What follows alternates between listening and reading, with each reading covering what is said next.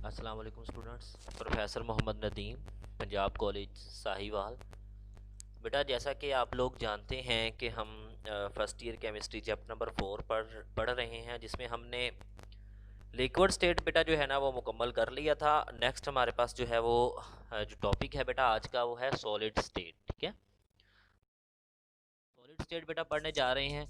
तो सबसे पहले तो बेटा हमें डेफिनेशन पता होना चाहिए कि सॉलिड स्टेट जो है ना इसकी डेफिनेशन क्या है, सॉलिड की डेफिनेशन क्या है।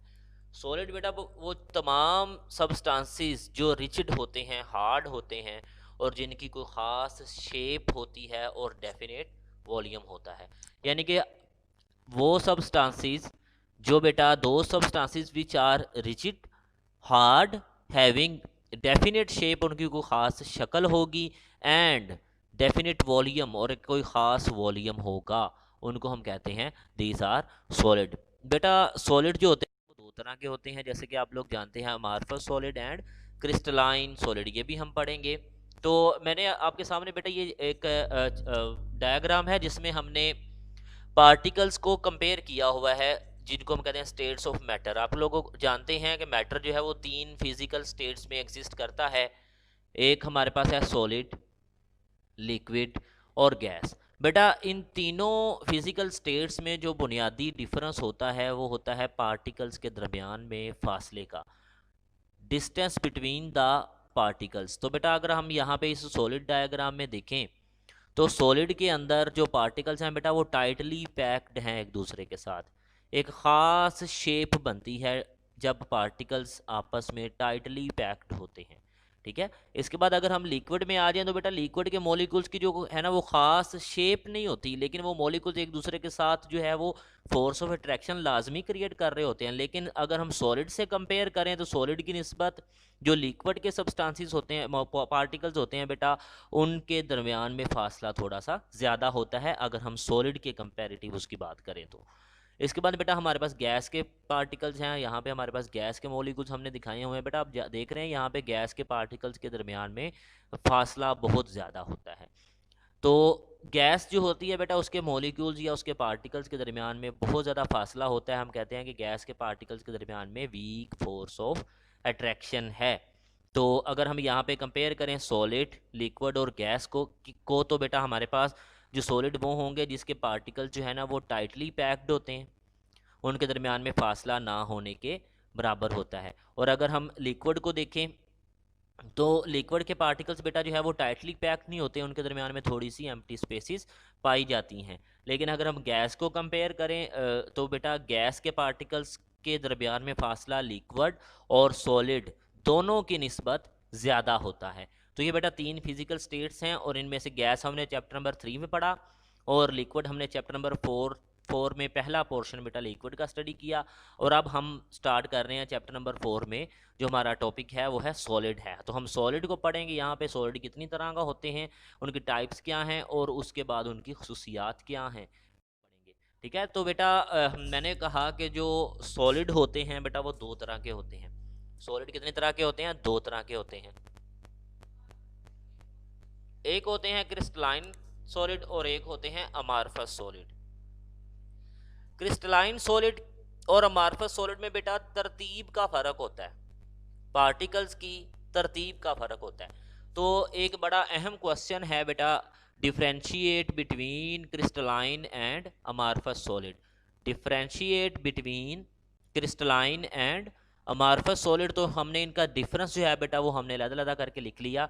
तो बेटा क्रिस्टलाइन सॉलिड जो होते हैं ना इनकी ख़ास ज्योमेट्रिकल शेप होती है, और जो अमार्फस सॉलिड होते हैं बेटा इनके अंदर जो है ना वो पार्टिकल्स में तरतीब नहीं होती, मतलब ये लैक ऑफ ज्योमेट्री होता है। यहाँ पे जो ज्योमेट्री खास नहीं होती, यानी कि पार्टिकल जो है ना वो वेल ऑर्डर्ड अरेंज नहीं होते अमार्फस सॉलिड में।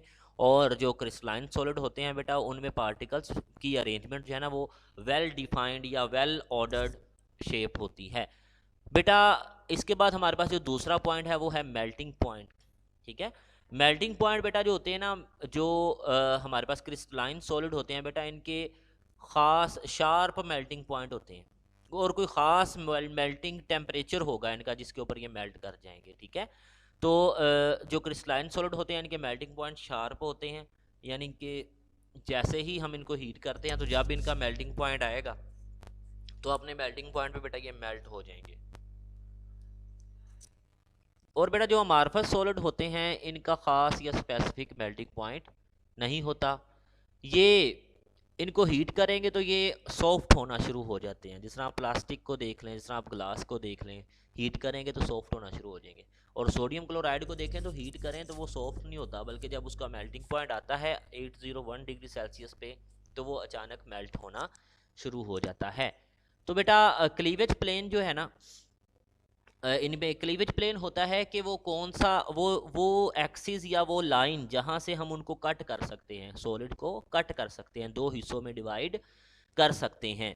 तो बेटा वो कहता है कि क्रिस्टलाइन सॉलिड जो होते हैं उनके अंदर शार्प एज होते हैं, ठीक है, और उनको वहाँ से ख़ास एक्सिस से ख़ास लाइन से हम उनको कट करते हैं। तो जो नया हमें दो सरफेस मिलती हैं, यानी कि दोनों पीस जो उसके अलग अलग होने के बाद हमें जो नए दो पीसीस मिलते हैं, उसके हाफ्स मिलते हैं, उनकी सरफेस प्लेन होती है और स्मूथ होती है, ठीक है। लेकिन जब हम कट करते हैं एक ख़ास लाइन से अमारफस सॉलिड को, तो बेटा ये दो पीस में कन्वर्ट हो जाते हैं, लेकिन वो इर्रेगुलर सरफेस होती है, उनकी सरफेस जो है वो इर्रेगुलर होती है। इसके बाद बेटा हीट ऑफ फ्यूजन है, फ्यूज्ड हो जाना, फ्यूज्ड फॉर्म में हम इनको लेके जाएं तो ये बेटा इन जो क्रिस्टलाइन सॉलिड होते हैं इनकी ये डेफिनेट और करेक्टरिस्टिक ख़ास हीट ऑफ फ्यूजन होती है। लेकिन जो अमारफस सॉलिड होते हैं इनकी हीट ऑफ फ्यूजन ख़ास नहीं होती, ठीक है। इनको जैसे ही हम हीट करेंगे ये सॉफ्ट होना शुरू हो जाएंगे। इसी तरह बेटा हमारे पास एनाइसोट्रोपी है। बेटा एनाइसोट्रोपी एक ऐसी प्रॉपर्टी है जिसमें एक सब्सटेंस जो है ना वो डिफरेंट डायरेक्शन में डिफरेंट प्रॉपर्टीज शो करता है। इसको हम आगे बेटा डिस्कस भी करेंगे। तो आपने याद रखना है कि जो क्रिस्टलाइन सॉलिड होते हैं इनमें एनाइसोट्रोपी होती है, यानी ये डिफरेंट डायरेक्शन में डिफरेंट प्रॉपर्टी शो करते हैं। लेकिन जो आइसोट्रोपिक हैं बेटा हमारे पास, वो डिफरेंट डायरेक्शन में डिफरेंट प्रॉपर्टी शो नहीं करते। तो इसके बाद बेटा हमने आपके सामने बेटा ये जो है वो डायग्राम बनी हुई हैं, इनमें हमने क्रिस्टलाइन सॉलिड और अमारफस सॉलिड को कंपेयर किया हुआ है, ठीक है। क्रिस्टलाइन सॉलिड को अगर आप देखें तो क्रिस्टलाइन सॉलिड में हमें पार्टिकल्स जो है ना वो वेल ऑर्डर्ड अरेंजमेंट हमें उनकी नज़र आ रही है। लेकिन अगर हम अमारफस सॉलिड को देखें तो अमारफस सॉलिड में हमें कोई वेल डिफाइंड शेप नज़र नहीं आ रही। इसके बाद बेटा हमने यहाँ पे फिर क्रिस्टलाइन सॉलिड और अमारफस सॉलिड को कंपेयर किया हुआ है दो डिफरेंट डायग्राम्स में। यहाँ पे भी हमें क्रिस्टलाइन सॉलिड के अंदर जो है ना वो वेल ऑर्डर्ड अरेंजमेंट पार्टिकल्स की नज़र आ रही है, लेकिन जो अमारफस सॉलिड हैं उनके अंदर वेल ऑर्डर्ड अरेंजमेंट हमें नज़र नहीं आ रही। तो ये बेटा बुनियादी डिफरेंस था क्रिस्टलाइन सॉलिड में और अमारफस सॉलिड में। इसके बाद बेटा आपने याद रखना है कि अमारफस सॉलिड जो है ना एक क्रिस्टलाइन सॉलिड को हम अमारफस सॉलिड में कन्वर्ट कर सकते हैं।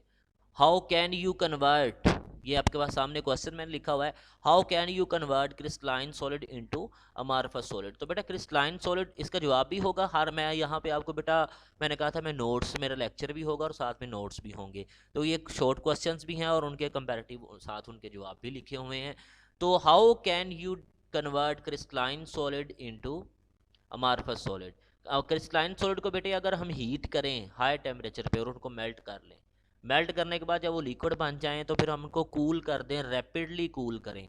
रैपिडली कूल करने से क्या होगा कि बेटा क्रिस्टलाइन सॉलिड के जो पार्टिकल्स होते हैं वो वेल डिफाइंड शेप में होते हैं, यानी कि उनकी एक ऑर्डर्ड अरेंजमेंट होती है, ख़ास शेप होती है। तो जैसे ही बेटा हम उसको मेल्ट तो कर देंगे तो वो उनकी ऑर्डर्ड जो शेप होगी ना मेल्ट करने के दौरान वो ख़त्म हो जाएगी, तो लिक्विड बन जाएंगे, मेल्ट हो गए। अब बेटा हम उनको जैसे रैपिडली कूल करेंगे ना तो उन पार्टिकल्स को वो सॉलिड में कन्वर्ट तो होंगे, लेकिन उनके पार्टिकल्स को रीअरेंज होने का टाइम नहीं मिलेगा, यानी कि वेल ऑर्डर्ड शेप में रीअरेंज होने का टाइम उनको नहीं मिलेगा, जिसकी वजह से हम कहते हैं कि वो पार्टिकल्स की अरेंजमेंट जो थी, वेल डिफाइंड अरेंजमेंट जो थी, वो ख़राब हो जाएगी। इस तरह वो सॉलिड तो बन जाएंगे लेकिन वो अरेंजमेंट उनकी स्पेसिफिक नहीं रहेगी। तो इस तरह बेटा हम क्या कर सकते हैं, हम क्रिस्टलाइन सॉलिड को अमॉर्फस सॉलिड में कन्वर्ट कर सकते हैं। नेक्स्ट बेटा हमारे पास है क्वेश्चन है बेटा आपके सामने लिखा हुआ है, इसमें वो कहता है कि अमॉर्फस सॉलिड, जैसे कि ग्लास है हमारे पास, रबड़ है, ये अमॉर्फस सॉलिड है बेटा, और शीशा भी अमॉर्फस सॉलिड है, प्लास्टिक भी अमॉर्फस सॉलिड है। इनको हम सुपर कूल्ड लिक्विड भी कहते हैं, ठीक है, इनको हम सुपर कूल्ड लिक्विड भी कहते हैं। ये बड़े अहम सवाल है कि अमॉर्फस सब्सटेंसेस बेटा वो सब्सटेंसेस होते हैं जिनमें पार्टिकल्स यानी एटम्स हों, या वो आइंस हों, या वो मॉलिक्यूल्स हों, उनकी रेगुलर ऑर्डरली अरेंजमेंट नहीं होती, ठीक है। तो जैसे ही हम क्रिस्टलाइन सॉलिड को बेटा वो कहता है हीट करते हैं, वो चेंज हो जाते, हीट करने के बाद मेल्ट कर लेते हैं, मेल्ट करने के बाद अगर हम उनको रैपिडली कूल करते हैं तो वो चेंज हो जाते हैं अमॉर्फस सॉलिड में, ठीक है। इस तरह वो कहता है कि उनको क्या क्यों ऐसा होता है अमॉर्फस सॉलिड में वो कन्वर्ट होते हैं, वही बात जो मैंने बताई है कि उनके पार्टिकल्स को अरेंज होने का टाइम नहीं मिलता, ठीक है। तो वो कहता है कि अगर आप बात कर रहे हैं एक अमॉर्फस सॉलिड की, जैसे कि हमारे पास ग्लास है, तो ग्लास में पार्टिकल्स की वेल ऑर्डर्ड अरेंजमेंट तो नहीं है, तो उसमें तरतीब पार्टिकल्स किस तरह की है, जिस तरह की एक लिक्विड में होती है। तो सुपर कूल्ड लिक्विड का मतलब है कि वो लिक्विड जिसको आपने बहुत ज़्यादा कूल किया हुआ है, वो लिक्विड जिसको आपने बहुत ज़्यादा हद तक कूल किया हुआ है, ठीक है। तो वो कहते हैं कि ग्लास जो है ना, इसके पार्टिकल्स, मतलब अगर आप एक क्रिस्टलाइन सॉलिड हो, उसको आप हीट करें, हीट करने के बाद मेल्ट कर लें, वो लिक्विड बन गया। अब उसको अगर हम रैपिडली कूल करेंगे तो वो अमॉर्फस सॉलिड बन जाएगा। इसका मतलब है कि वो उसकी अरेंजमेंट ख़राब हो जाएगी। तो वो ख़राब अरेंजमेंट या लैक ऑफ ऑर्डर अरेंजमेंट जो होगी बेटा, वो तो अमॉर्फस सॉलिड में होती ही है। तो वो कहता है कि ऐसे होता है अमॉर्फस सॉलिड को हम सुपर कूल्ड लिक्विड भी कह सकते हैं।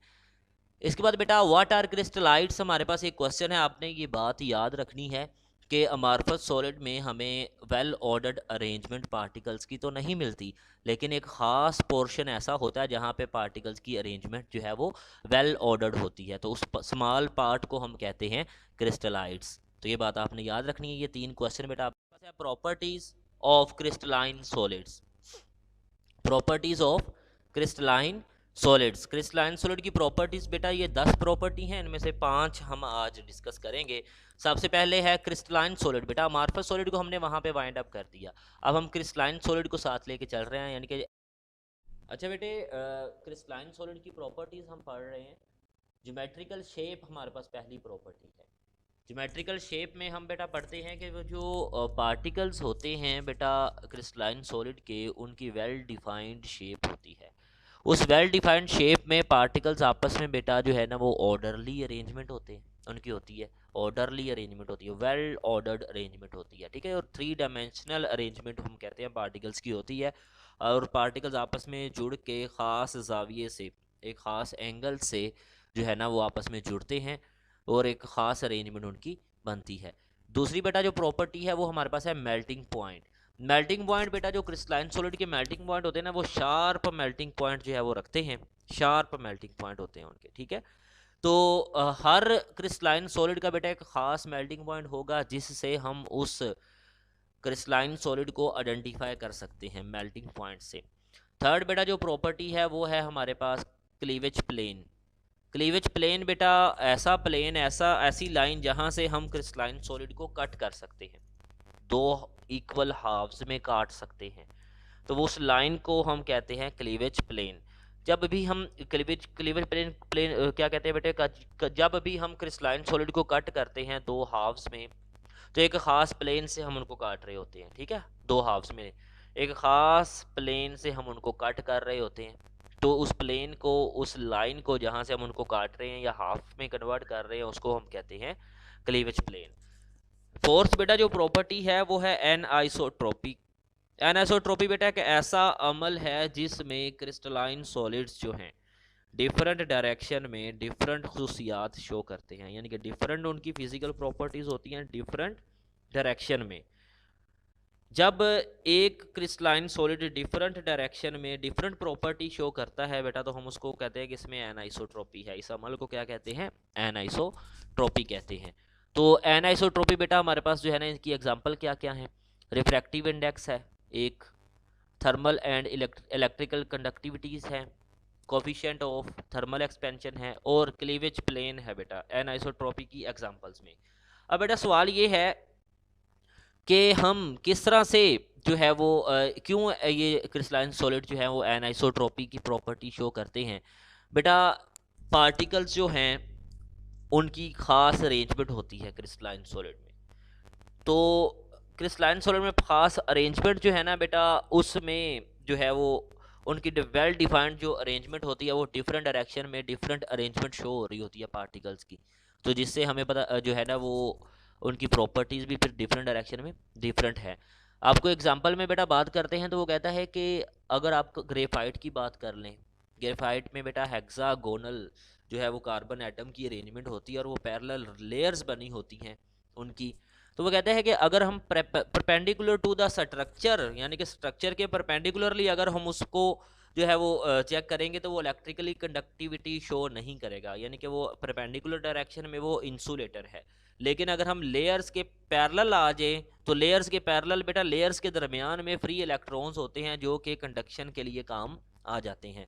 तो अब यहाँ पे एक डायरेक्शन में ग्रेफाइट जो है वो इंसुलेटर के तौर पर काम कर रहा है और एक डायरेक्शन में वो कंडक्टर के तौर पर काम कर रहा है। तो ये बेटा एनाइसोट्रॉपी की हमारे पास एग्जांपल हो जाएगी।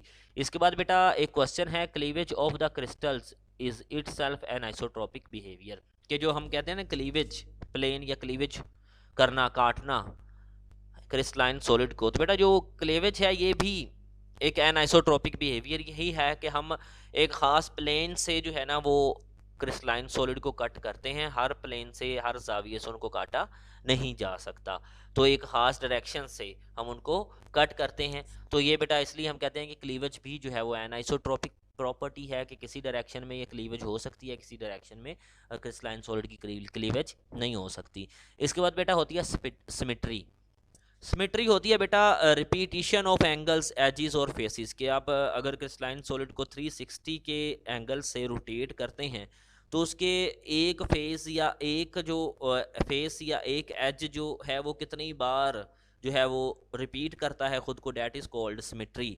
तो बेटा सिमेट्री जब हम पढ़ रहे होते हैं एलिमेंट्स की तो हम उसमें एक सिमेट्री एलिमेंट स्टडी करते हैं, प्लेन ऑफ सिमेट्री स्टडी करते हैं, एक्सिस ऑफ सिमेट्री स्टडी करते हैं, एंड सेंटर ऑफ सिमेट्री जो है वो हम वहाँ पे स्टडी करते हैं। तो ये था बेटा हमारे पास पहली 5 प्रॉपर्टीज़ क्रिस्टलाइन सॉलिड की, पहली 5 प्रॉपर्टीज़। बेटा नेक्स्ट जो 5 प्रॉपर्टीज़ हैं उनको हम जो है वो नेक्स्ट लेक्चर में स्टडी करेंगे। ठीक है बेटे, अल्लाह हाफिज़।